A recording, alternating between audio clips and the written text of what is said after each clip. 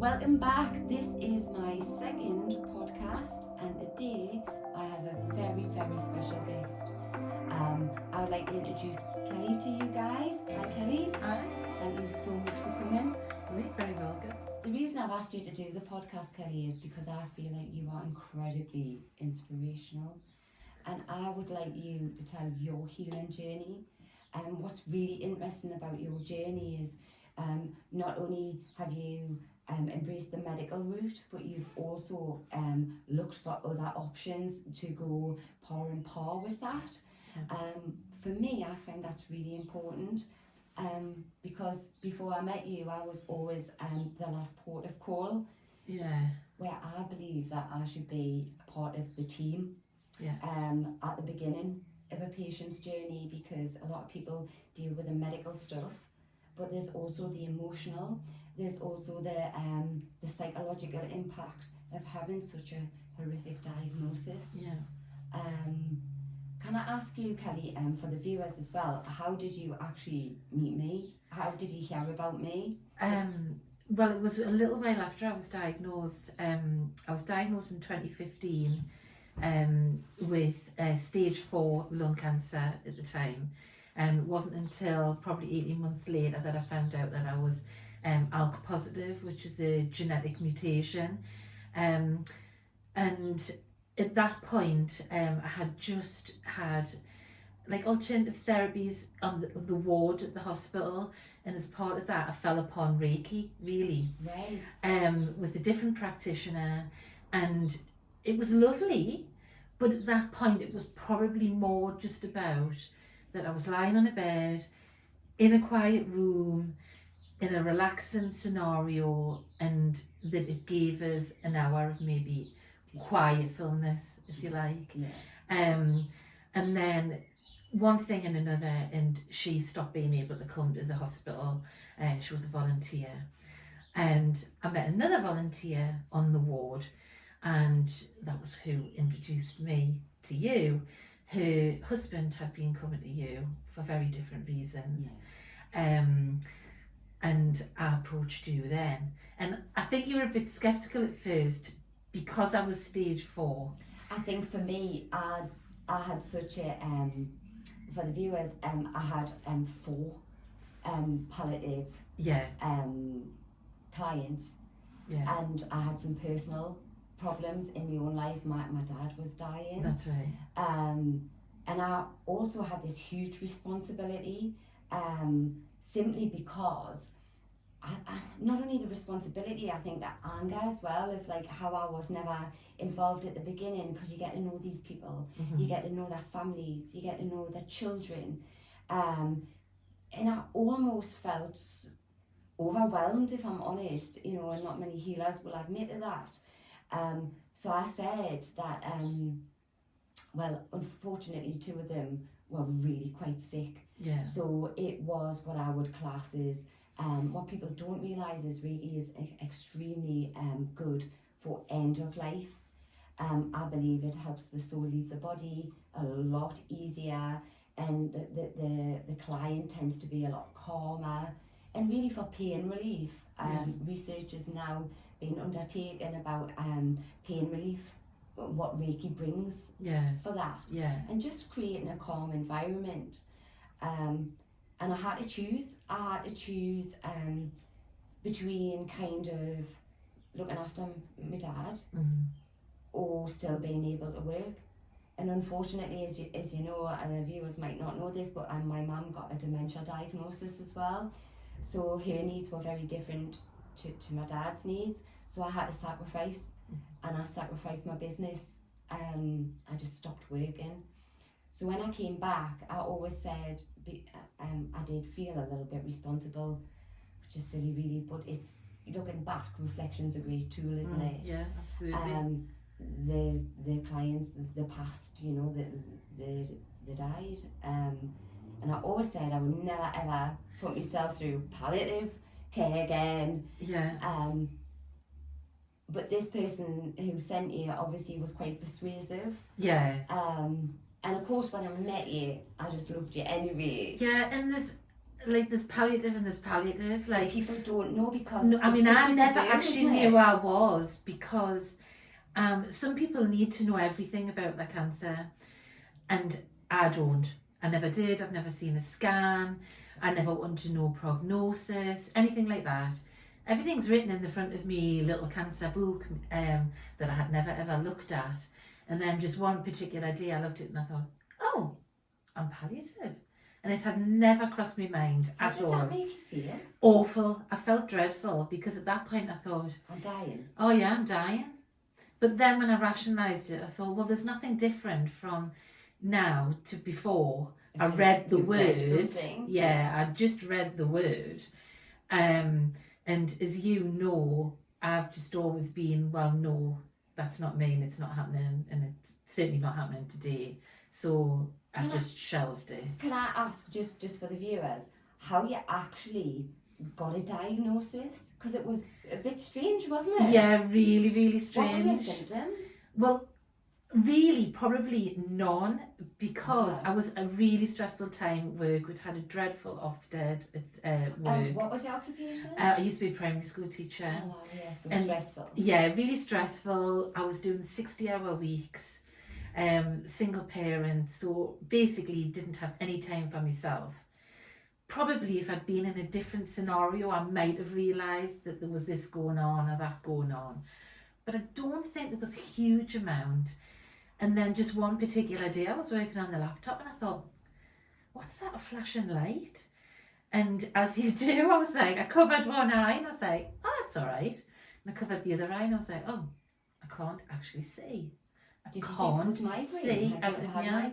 I used to have migraines, but it was nothing like that. Right. So I had a little bit of panic. As you would. Yeah, booked in with the optician.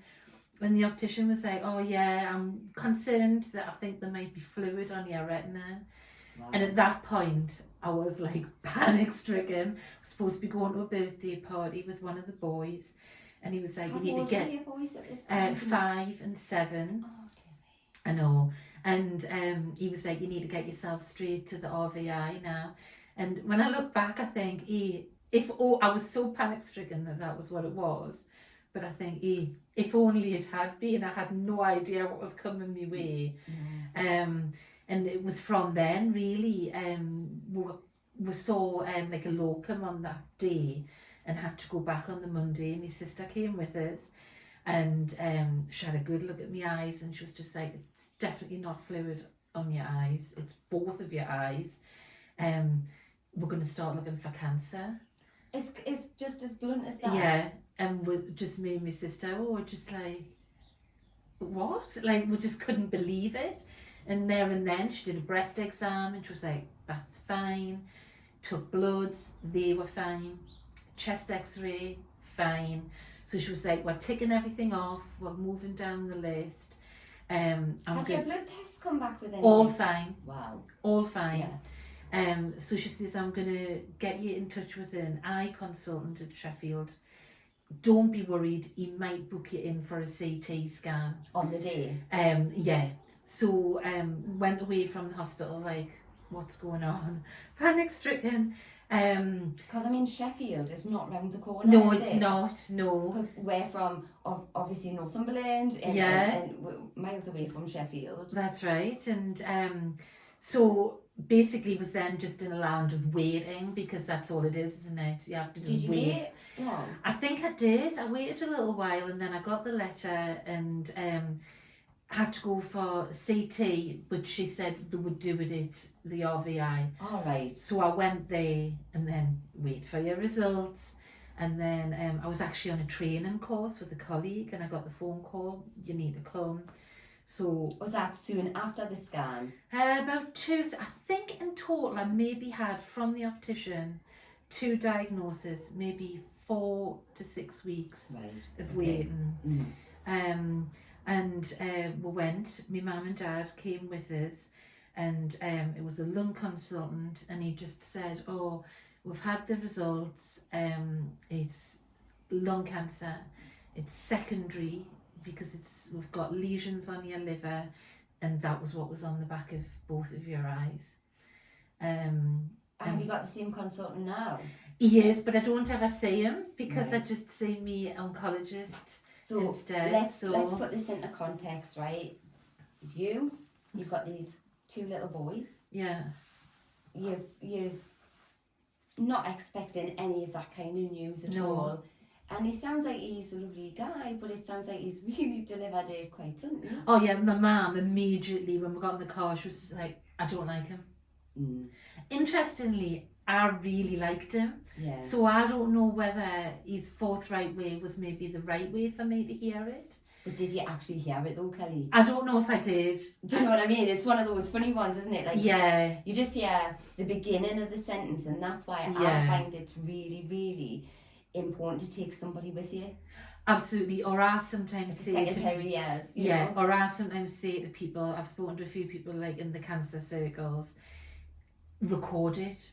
Yeah. Put your voice notes on your phone and record it, because you get so much information. Yeah. And your head is in the worst place imaginable.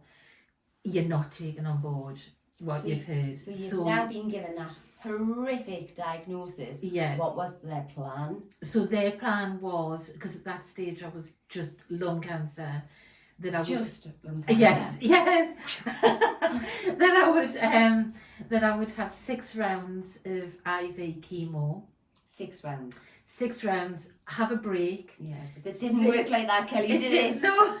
Have a break and see what happened. So I had me, I think I must have had it, because I used to go every 3 weeks. So I had me 6 rounds and I was scanned and everything was stable. Right. And my oncologist was about to send us away, and I said, no, I'm still well. It's had its time. I want to have my time now, and I want to just keep on going. And she was like, well, most people don't. And I was like, yeah, no, but I still feel okay. So she spoke to the trust, and that we went from scan to scan, and I had 21 rounds. So non-stop. And would you like to tell my audience what happened? Oh, well, it was a bit of a fright. Fright. Yeah, on me, I think I gave all the nurses a scare. On me last round, I'd been sitting with my sister, who was like my chemo buddy, we'd been eating chocolate. And I just said, oh, my legs feel really, really funny. And the next thing I remember is waking up, and I had had a huge anaphylactic shock from basically over-toxicity from having had so much of the chemo drugs. So basically Kelly could have died. Yeah, they had the paddles ready, I think. They gave us a huge amount of adrenaline. Yeah, my poor sister, because they just went into, you're a nurse, hospital mode. They got us They got us out of the room where everybody else is having their chemo and into a side room, and my poor sister was kind of pushed to one side, and I was out of it. I had no idea what was going on, but she was watching it, bless her. But if you remember, that was one of the conversations we had, because that was one of my worries, was that if that was it, what would happen? Because I went from talking like we are now to then not really being here. And that's not in my head. I don't know what I thought it's almost death would be, but I was panicked. Changing. Yeah, I was panicked because there was no kind of, I suppose, what you see in the movies, the bedside goodbyes. There was none of that. There was none of that. I was here one minute and not the next. And I think it changes you, doesn't it? It changes your perception into that. And I think for people, when you say the word cancer, they think, well, baldy head, it's a chemo, sickness, and all that. And so you have another plan, and you were looking out for them to have that. Yeah, and I have to admit, I was really lucky with the chemo because I was quite well on it. I mean, at one point, I know. Of course you were. At one point, I had my chemo in the morning, and then I went and taught in the afternoon. Wow. And that was just life. It was just the way it had to be at that time. And did you lose your hair with that chemo? No, I lost quite a bit of it. Right. But I didn't lose it all, and I had quite a lot of hair, so I was quite lucky. Because I was really worried, because I have a moon face. And this moon face is not going to look good with no hair. So fast yeah. forward. So then there was a new plan, because by that time I had biopsy results, and that was when they found out that I had the genetic mutation. Wow, is that quite unusual? Yes, I'm one of like 5%. Wow, so there isn't really a lot of literature. There's only me and another girl up in the northeast, I believe. Right, with that mutation. Yeah, but strangely, being part of a really small set of people with this type of lung cancer, there's actually been loads of research. That's what I was just going to get on, because this is the next step for you as well. So it opened up new drugs. So then I moved away from the IV to tablet form. Which did work for... Yeah, which was great. So I think I'm on my third one now. This one I've had the longest. I've had up to nearly 6 years on this one. So I must have met you on your second tablet. Was it your first? I think you must have met us on my first. Yeah. Yeah. Right. Which I think I got a year out of. That's right. And then my next one, if you I don't know if you will recall, I was poorly on it. It didn't do me any favours at all. You had quite a lot of swelling as well, didn't you? I did, and I developed a lot of anxiety about. I think the first time I took them, I was sick immediately after I took them, and then I developed anxiety about swallowing them, and there was a whole mental thing going on. And that was when I got these ones. So when you actually came to me, would you mind me saying that you had secondaries? Also metastases in your head. That's right. Can you remember how many you had in your head? She just said several, small, spread about. Right. So and how many have you got now? Perhaps one teeny tiny patch that they can't say for definite. Exactly. And I just firmly believe that it's our work, like your work on me. Like, because it so is, healing is such a team effort, isn't it? Yeah. Because I sometimes think that with anything, that people come into the healing, you either get the non-believers, right, or the one who thinks, that I'm going to solve everyone's problem. And I would just like to make it clear to everybody out there that I can't cure cancer. That's not what I'm saying. And you know that. Yeah. But I think working as a team, because it's not just about the cancer. You're a human. Yeah. You have, and remember we talk about trauma as well, about our life experiences and how that sits within the body. Because you know what I'm classic for saying, when we get the dis-ease, it can create disease. Yeah. And I suppose on reflection, looking back now, look at the amount of stress you had been under before diagnosis. Yeah, absolutely. Single mum, remember being left with a baby, a newborn baby pretty much, and a little fella. Absolutely. Husband just decides he doesn't, that is not for him. Absolutely. And you are left. So you had that to deal with. You had a really successful career, but a very, very stressful career. Yeah. And at that point, it was a traumatic career because it was just awful. We'd been told the worst at work, and so it was really, really stressful. And I just always remember you saying to me that, the stress hasn't caused me cancer. We know it's the genetic thing. It hasn't helped it. But you always say to me, and I think you're right, like the reason me cancer's behind me heart, and you're right, I feel everything here, everything. So I'm super emotional. I'm really, really emotional about everything. My sister's the same. I think it's just the way we are, But I feel everything here. Anxieties, panics. Upset is all here. Would you say was if this is fair, saying so what I will do for the listeners and obviously for our viewers, I'll always get you really comfortable, and then when we've worked this is a few years down the line. Oh, we've been working together a long time. But I'll get you to go back to that feeling. Yeah. And then I'll say, we know what's happened, but where do you feel it in your body? Yeah. And it was so strange because you instantly went, oh, actually here? Yeah. And I went, what's in the thoracic cavity? Yeah. Because I've never ever thought of this. Because we don't. No. We don't think about where keeping pain. Yeah. In and I think, don't get us wrong, the medical profession's amazing. I was part of that for many years, but we don't have the time to actually ask those kind of questions. No. And I think, unfortunately, for me, some people think it's hocus pocus, but actually, I would be the middle person. I would actually just be. Absolutely. I mean, I do have an ability, which I've had since, you know, the day I was born, of just knowing. Yeah. But in the 80s, when I grew up, you wouldn't just say, oh, by the way, I can see inside your body, because that's just weird, right? No, but it is. Yeah. You know, but that's, when you meet me, I am pretty normal, so it's almost, and I don't quite think the hospital's ready for me yet, as in, I can't allow my wings to be clipped. No. If I'm going to help somebody heal, then I have to ask all the difficult questions that nobody wants to ask.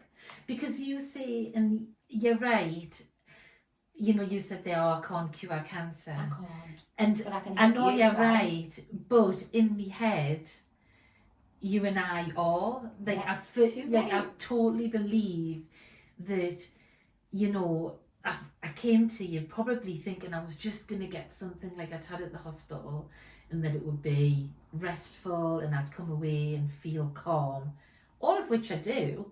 Mm-hmm.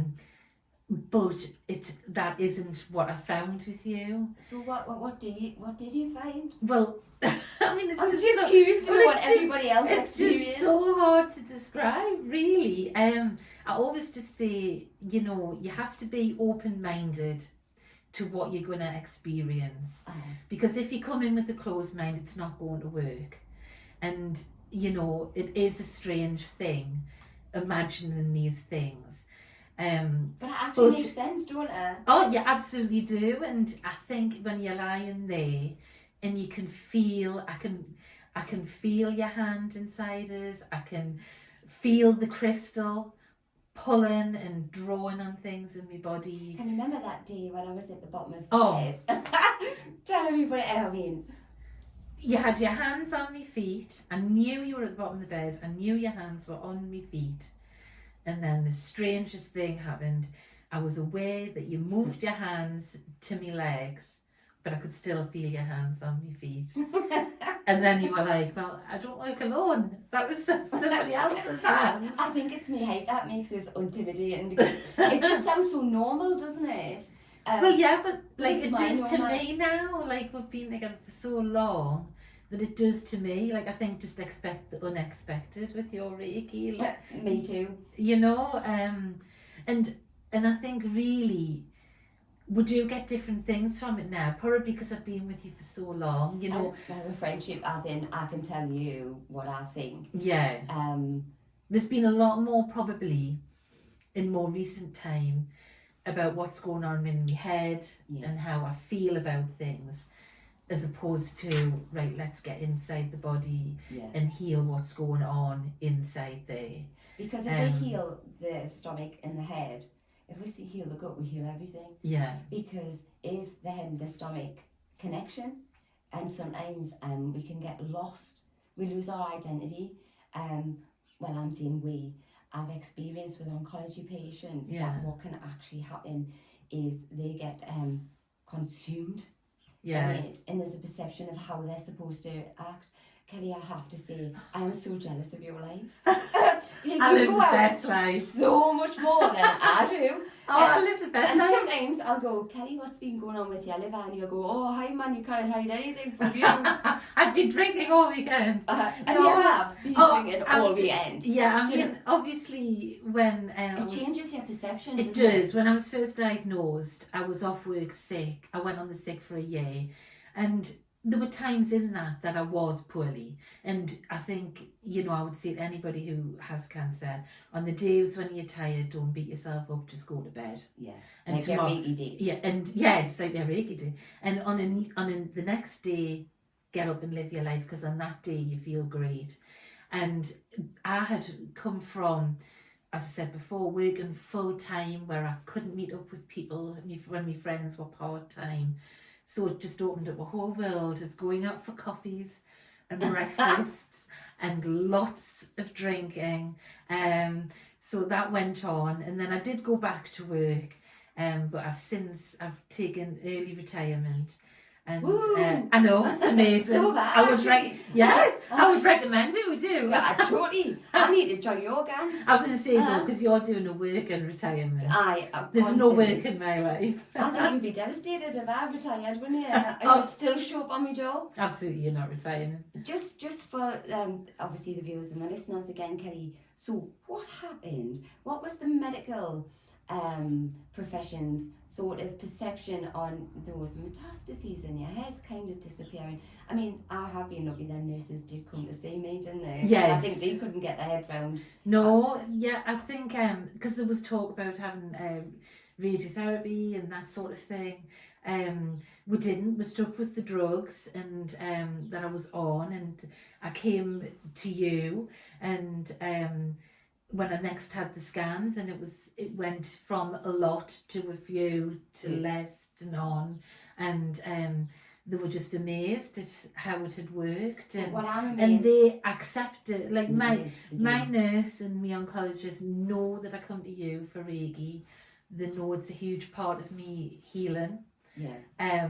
That accept that it is, and I feel lucky that they do that, because at no point of the kind of poo-pooing it, I suppose, because they're they seeing the facts, aren't they? Yeah. I think that absolutely a lot of people are a bit scared of the I hate saying alternative. I know, well, the different route, the holistic way, because we can't see it. But what I would try to explain, I get quite a lot of like messages saying, can you explain what happens during a Reiki session or a healing session? And I'm thinking to myself, well, yeah, I can explain textbook Reiki, but how can you explain what I do without sounding egotistical? Because I don't even understand. The only thing I can say is that I have had my brain scanned, and I do use a different part of my brain than everybody else. That is fact. I've done.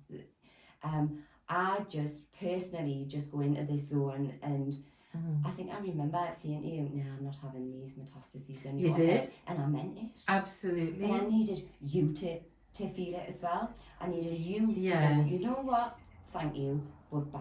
Yeah. If that makes sense. Yeah, and we just embraced that, and we did, and we went with it, and when we started to see progress, we'll just keep on going, and I just think the beauty about your journey as well is like it sounds really bad, but in a lineup, just as I wouldn't be identified as a medium, as a Reiki healer, you wouldn't be identified as somebody that was palliative. Absolutely not, and I've been determined, really, in a way, that it wouldn't define us. Yeah. And it wouldn't consume us. And I think that was partly why I didn't ever want to know prognosis, and I didn't ever want to see what was going on. I know you see what's going on, but I don't want to see what's going on the inside. Yeah. Because I think it's hard. Detrimental to you? Yeah, I think it would be hard to stay positive, and I do think positive thinking is really, really important. I don't think it's necessarily about being in denial about what's going on, but I think just get up each day and just embrace that day, and don't think about the bigger picture of what might be, or because I just always think nobody knows what's going to be. And I've actually been, in some ways, given a great thing because insight. Yeah, because now I know that I've got this thing, and together you and I are fighting it along with the drugs. Yeah, totally. And we're determined that I'm going to heal, and a couple of can we talk a little bit about a couple of weeks ago, because I think it was quite a magnificent moment. It was a scary moment. Yeah. And just if you would just tell the viewers and the listeners what kind of happened, as in what you've been stable Mabel, as we call you. Yes, I had been a stable Mabel for 5 years, 6 years nearly. And then I went for I get scanned every 3 to 4 months, and went for my scans, and they just basically said that there was a hazy area at the top of my lung. It had been on other scan, but they thought it was inflammation, but on this scan it looked different, and the only way... Do you like different? Oh, I know, don't we love different? Uh-huh. And the only way to know what it was would be to investigate it, and then your heart just goes, ugh. So what does your Reiki master think about that at that time? I know, well, you would just say, right, well, yeah, we're going to get rid of it. It's infection. It's infection and we're going to get rid of it. Yeah. So I came away with, well, at that point I would have a PET scan. That's right. Wasn't it? To see what it was. That came back inconclusive. So then we would need a biopsy. So because I still do the medical stuff, and I took the antibiotics and the steroids, but came to you, lots of zapping the area with your Reiki. What we did is, as well as without going too personal, we actually addressed something from years ago. Yeah. And you hadn't realised it was still sitting there. Yeah. And so we kind of done a little session of removing that energy, imagining there were lots of tears. Do you know what? There was even tears from me, and I have to say that it is really not unusual for your Reiki master to show emotion during that, and we had worked together. And I think my words were a bit stupid at the time, going, I'm not having this, a bit like a petulant child. Well, yeah. You know, and that was on the Wednesday, and you were going for the was that the... Yeah. That was the Wednesday, and then you were going for the biopsy on the Friday? On the Thursday. On the Thursday, yeah. And I went for the biopsy. It was going to be done under CT. So they took the images and everything.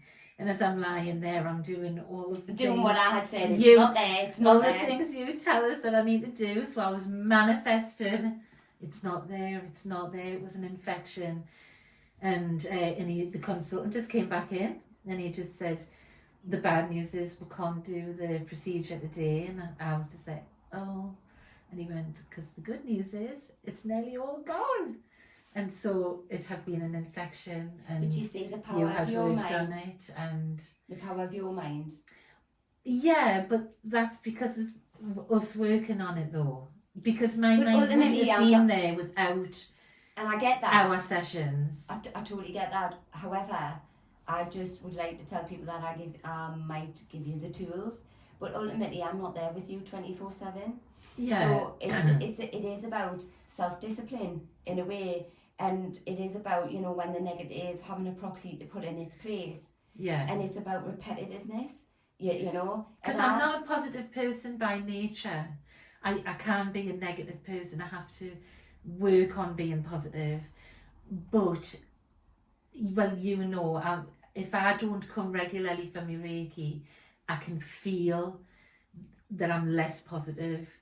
And I can feel the niggles coming in, and I know it's time that I need to come. I think for the skeptics out there though, they will just say, well, are you just kind of coming here? It's like a placebo effect, but that is a bit. I feel personally that's a bit unfair for them, the critics, to say that, because unless they've tried it. Absolutely. And you don't see things with the placebo effect. We have seen some things. We've seen some things, you know, I've felt things.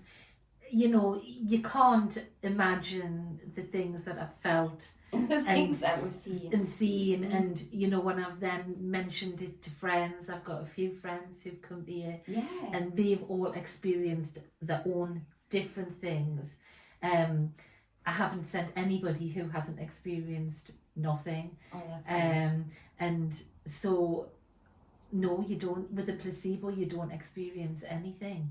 You don't feel anything. But you can though, because what you can do is with tablets you could give, I don't know, a little bit of sugar cube or something, and if that person is in that mindset, they will heal. But that's really important as well, because it is. If you change your mindset, so I think the moral of the story is we can change our mindset, but I know that you can't make colour up. No, absolutely. You know, or the visions that people often have visions. I mean, sometimes biblical visions. Yeah. And these are usually people who are non-believers, don't have any preference to religion, or, you know, have like no thoughts at all on never been to church ever. Yeah.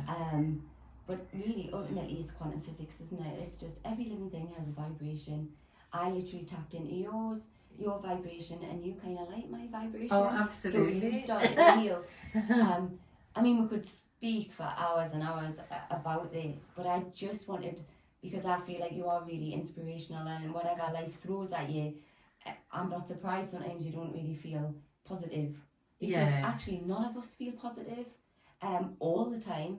I mean, what would that be about? It would be a bit weird, wouldn't it? Well, I'm always a big believer in, if you give yourself a certain amount of time, a short amount of time, to have the tears, to have the panic, to have all the negative feelings, and then push it to one side. I practice the things that you tell us, and I get back on the right. Come on, we're gonna kick its butt, and we're gonna, heal again, and get back on with the positive thinking and mindfulness. And I think it's amazing that you do that. Do you honestly, in your heart, believe that this is achievable now? Because when I look at you from 5 years ago, do you know what I mean? Yeah. To absolutely now. Absolutely. But isn't it really difficult? It's not an easy journey. Oh, it's no, not it's a one-hit wonder. Yeah. You know? You have to commit to wanting to see, to do it. It's not come the once and you're healed in your mind and your body's healed. And I think that's what I want to make clear to everybody. You have to work at it. Claiming to be this miracle worker. You have to work at it, yeah. and just keep going. But I suppose it's about investing in yourself, isn't it? And so many people don't, when they work, I guess they don't have the time to invest in themselves. And I suppose I now have the time to do it. But also when you have a diagnosis like mine, you feel you've got to, and so I invest the time in me now. And in the same way as I take my tablets every day, I take me Reiki every fortnight with you. I think I'm 9 years. Wow. In June. Wow. It's my cancer anniversary in June.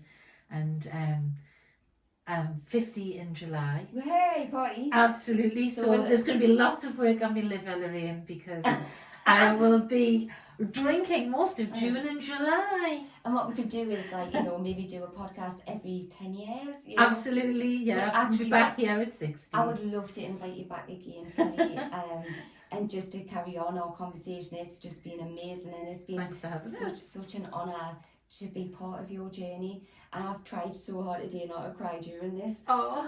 Because I've watched you develop so much and actually change your perception, and it wasn't easy going through everything that you've been through. We've done it together though. Well, we have, but it's been an absolute pleasure to have you here today as well. Thank you for having us. And healing me. Well, we healed you. We worked as a team, and like I say, I would like you back in the very near future if you'd like to do that. Absolutely. And I'll be back soon.